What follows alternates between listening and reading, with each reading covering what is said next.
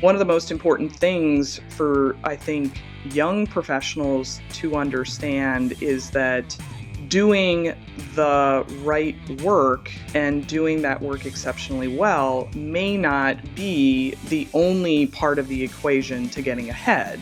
And what you're describing a little bit, and what I'm also thinking about, is there's understanding of the politics of an organization. And by politics, I don't mean the policy, I mean the way that things really get done. Welcome to the Inside Forbes Councils podcast.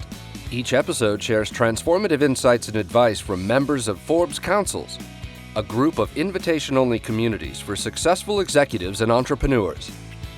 Hey everyone, this is Stephen Ganoza. Welcome to Inside Forbes Councils. Today, we have my interview with Dr. Pam Schilling. Dr. Schilling is the co-founder and CEO of Archer Career and a member of the Forbes Coaches Council. We had a great discussion about professional mojo, why promoting yourself professionally isn't necessarily bragging, and how our education system may be underpreparing us in regard to the critical skill of selling oneself.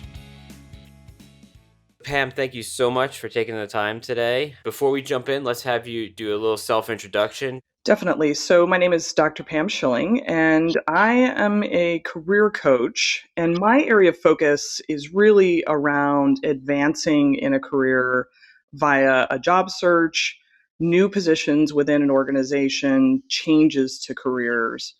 And I did this after spending about close to 15 years in the corporate environment doing business strategy and helping organizations. So I do the same things for people that I did helping companies. Awesome. Bonus question. What made you make the switch from doing business strategy at a corporate level to doing coaching at a corporate level? I mean, the big motivation for me to go into coaching, I loved the part of my work in finance and in consulting where I impacted the profitability of an organization, of a company at an enterprise level. But I just saw a lot of gaps with human capital and how people were being able to individually impact a company. And I felt like I wanted to focus on that particular challenge. And so I made the shift into coaching, and I've really enjoyed it. And I feel a great sense of accomplishment in the relationships I build and the kind of things that the professionals and clients I have are able to do in their careers. What is one problem that you often see with your clients in terms of like their struggle to advance in their career or to make better arrangements? I mean, I think if I look at the struggles that people have professionally, I mean, certainly there's a range of matters. But I think one of the big things that I spend a lot of time with people on is there is something that people want to achieve professionally. Getting that achievement can seem daunting. It can seem like it's a very prestigious organization. It can seem like the interview process is really hard. And so the mountain that people have to climb is super high. And many professionals, when you're trying to do something new or unknown or difficult, you have a lot of self-talk. And I think we've all been there where you say, well, maybe I'm not good enough, or maybe that interview process is too difficult, or I'm in a position now that I don't feel great about my standing. Maybe my boss, my manager isn't giving me a lot of recognition. And this comes down to we have a lot of self-doubt. And in the process of a job search or trying to get someplace new, I call it kind of a lack of mojo. And when you're trying to sell yourself, which is what getting a new job or getting a promotion is really about, having low mojo is really hard. So where does the low mojo come from? Why do people experience this? There are several places. Most of us have a performance review that we get in an organization. These days, those performance reviews often spend 80% of the time talking about where your gaps are. There are times when you don't feel like you're being heard in an organization. Maybe you've been passed over for a promotion.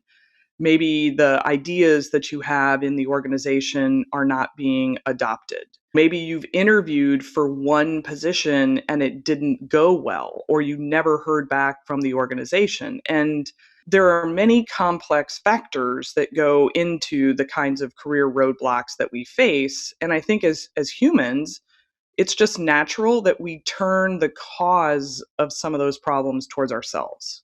And that just begins that process of self doubt, and it builds. And one of the things that I try to do as a coach, I want to be both realistic and optimistic. I want to help people think about where their strengths are and where their capabilities are and how talented they are, and sometimes that talent is just overlooked by an organization. That's the bottom line.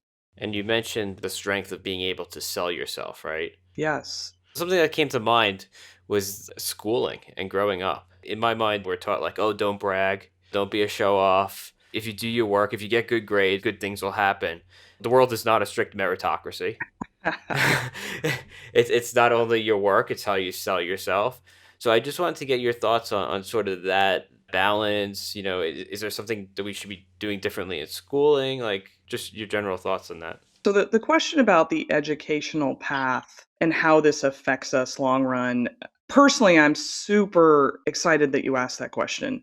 So a couple of points of context. So one, I have 6-year-old twin sons who are in first grade. So schooling is an everyday, sometimes multi-minute thought process for me because I'm watching how they're being educated. I also teach myself at DePaul University here in Chicago. I teach undergraduates, I've taught MBAs. There are things that occur in a classroom that don't always simulate the way that the professional world works. And if we think about bridging first grade to college, you're striving for a grade, you're striving for a test score.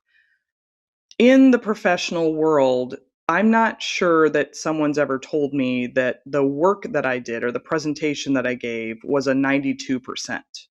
And business decisions are complicated. You make them on the front end, you see outcomes of them. Some of those outcomes are interfered with by other external factors and internal factors. And it's very impossible, in fact, to have the right answers. And so, how do we go from the educational system that's supposed to impart knowledge and understanding and perspective to a work environment where we have to deal with constant moving pieces? I think that's an enormous challenge. I see it in my clients. I work with undergrad students, I work with MBA students, I work with some of the most well educated and impressive people you would ever see with the right credentials and amazing test scores.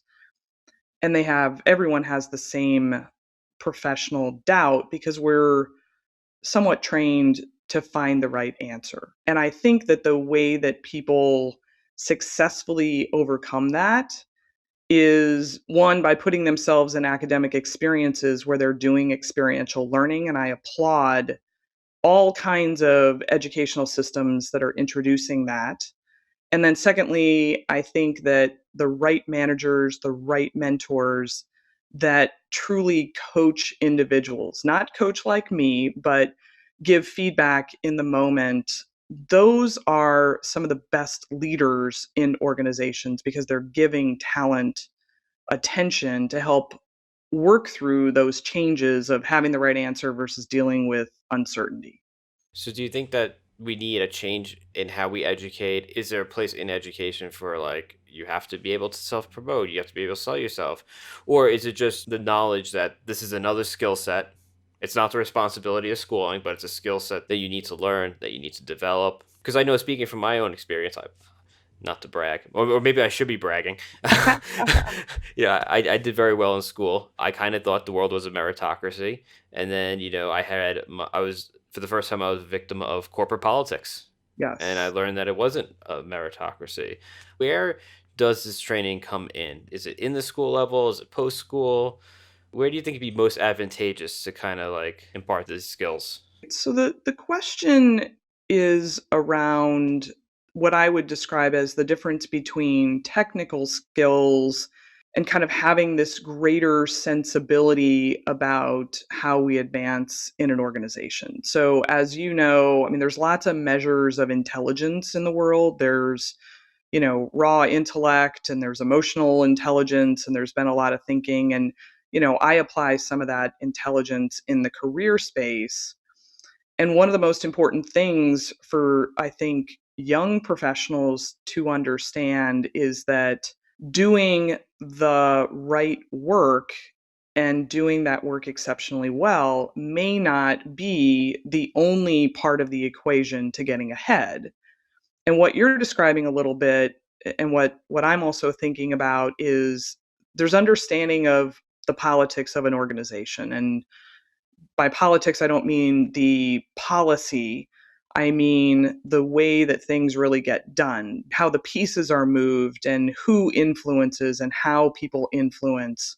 That is at times talked about in certain educational environments. And I think it depends on the educational institution that young people are a part of. I've taught at several universities. I mean, I live in Chicago, so I'm able to be exposed to some really great institutions. When organizations like, degree programs can offer a course to students that involves mentoring or involves discussion of organizational structure and leadership and how things really get done, that works. But I don't know that we can rely exclusively on a degree program to teach that. I think companies have to help young professionals learn about those things.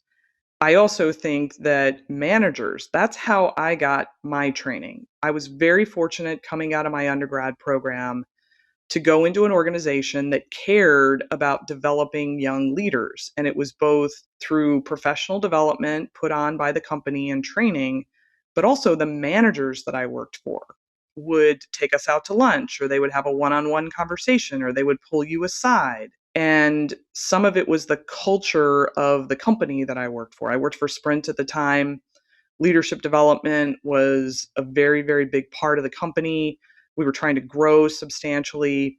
And then when I became the leader myself, then I gave that back. I modeled that behavior. So the final thing I would probably say is that more young professionals need to expand their understanding of what it takes to be successful in a career. And it's not just the work you do, but it's also the people that you engage with.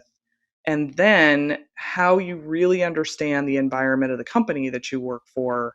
And the job, I think, is multifaceted, or there's multiple responsibilities between the individual, the academic environment, and the companies and the managers that we work with. I think everybody plays a role in that.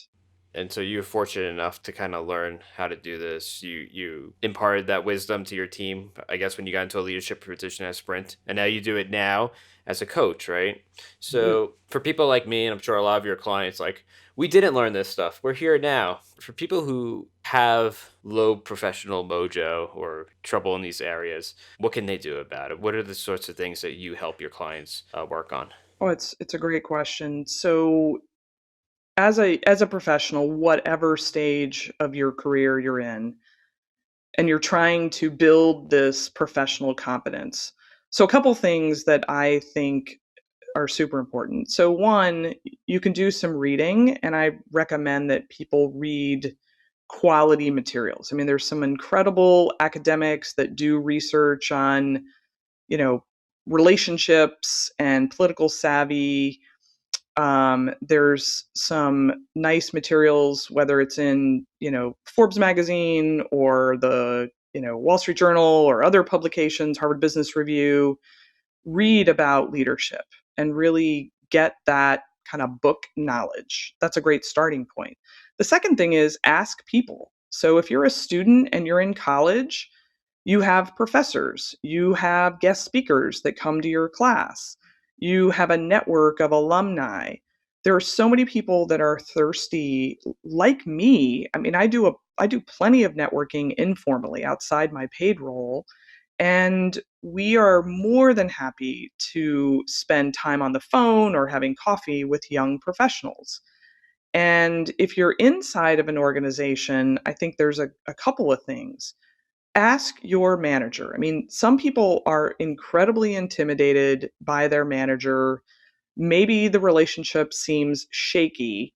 And one of the things that I did, and I often recommend others do, is put a lunch meeting or a coffee meeting on your manager's schedule and get out of their office. When you're in the office, you're thinking about work and all the emails you're not checking, and invite that person. And then ask that person's, I'm going to say permission. I don't mean it that way, but tell that person you really want to think more about your career and how you're impacting the company. You'd love to be able to talk to leaders in other parts of the organization, and you just want to give them a heads up that you'd like to do that, and ask for their support. And then use that relationship to help pivot into other areas of the organization to create those conversations. So the sum of all of that is you have to take the steps to have conversations and to get input from other people, and ask for both, you know, feedback that is moving you in new places and optimistic, but sometimes you also want to ask for feedback that is critical, where individuals can give you some insight about yourself that perhaps you can't see because you don't know how you behave. You're not video recording yourself and watching it after the fact. And then you take some of those strengths that you have, and then you also take some of the areas that maybe you're falling a little bit short, and then you think about how that's going to move you forward and how you want to maybe address some of those areas. Build on your strengths, and then pick an area or two that's important and build that area, close that gap. And I think those things can really make a huge difference. I'm wondering if you can give an example of how this has worked for one of your clients. Is there a success story you can share? Yeah, I'm thinking about an individual that I worked with for maybe close to a year. And this person fits exactly what is described and we've been talking about. So, someone that I worked with who was, one, incredibly talented, highly regarded, but this individual had been at their level in the organization for some time, several years. Number two, the scope of that role had started to not challenge the individual. They really wanted to be doing more, but everybody in the company knew the talent of this person and applauded this person and felt like this individual had brought a project to the company that was super innovative and super transformative, meaning allowing them to get into businesses that they were not previously successful in. So why was this person not getting promoted? It just was a mystery. And so when this individual and I started working together, I learned a couple things. So one, this individual was more scientific and technical, was getting an MBA, but really had grown up in the world of science. And not that that is at all problematic, other than I think, like many of us, the science training was overarching, and trying to solve the problems was overarching. What the individual was not doing was building higher level relationships in the company, and also not telling people what their personal ambitions were. So we set about for many months to kind of create a networking plan and to open up some dialogue. So this individual talked to their direct manager, mentioned that they had some interest in doing other things. That manager was comfortable with, my client reaching out to other leaders in the organization. So not only did my client go up, but they went into other divisions of the company.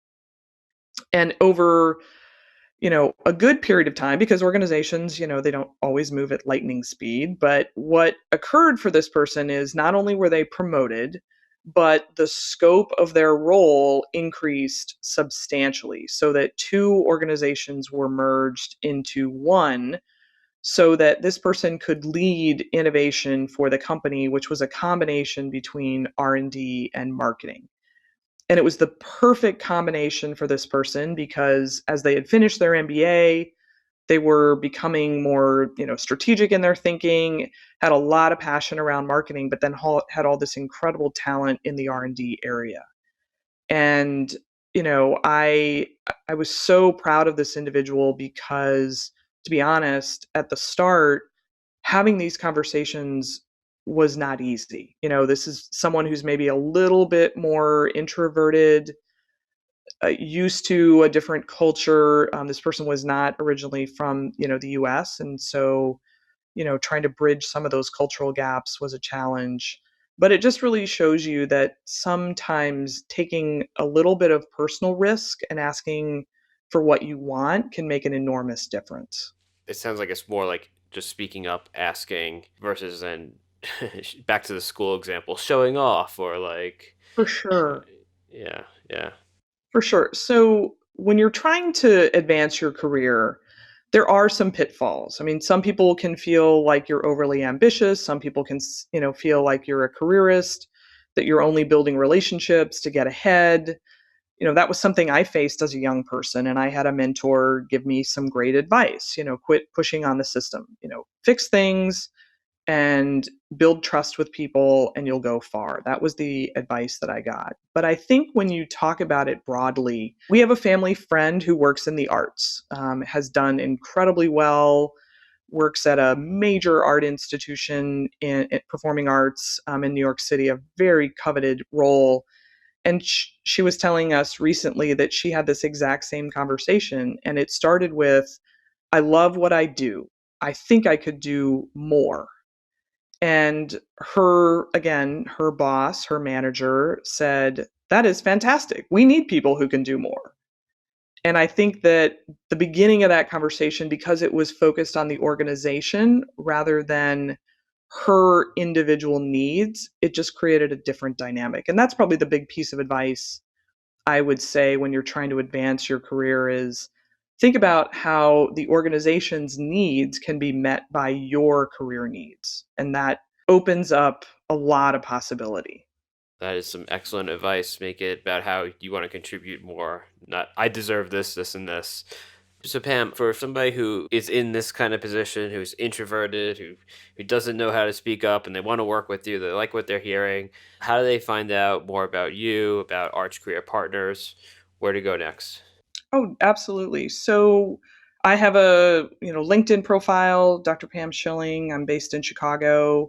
There's lots of information about my background and others on my team. Our website is Archer Career. We are doing some really fun things to bring technology into the career space. So I have a couple of individuals along with me that do coaching.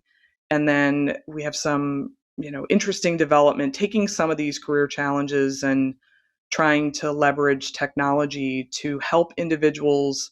One of the things I often think about, having a career coach is a real privilege. It's also a financial commitment, and not everyone can afford that financial commitment. And so we've thought a lot about serving people that perhaps just aren't in a position to hire someone like us. If you've lost your job, it's super hard to commit those financial resources. So we're thinking about that and trying to find ways to support undergraduate students, working professionals that are maybe in transition. And so our website, archercareer.com, has some of those new and emerging things. And I'm always happy to talk to individuals. I am, the others on my team, and just see if there's something that is a challenge that you're facing in your career that either in a conversation, a simple conversation might be helpful, or, there are definitely people that we work with in a more substantial way over a longer period of time, and that's certainly an option as well. Excellent. Thank you so much. Thanks so much, Stephen. Bye-bye. If you'd like more content on promoting yourself, particularly for women, the issue is that there is neuroscience behind how women show up different than how men show up. And there is also brain design differentials. And understanding how these two impact our behavior and leadership is key to the 21st century.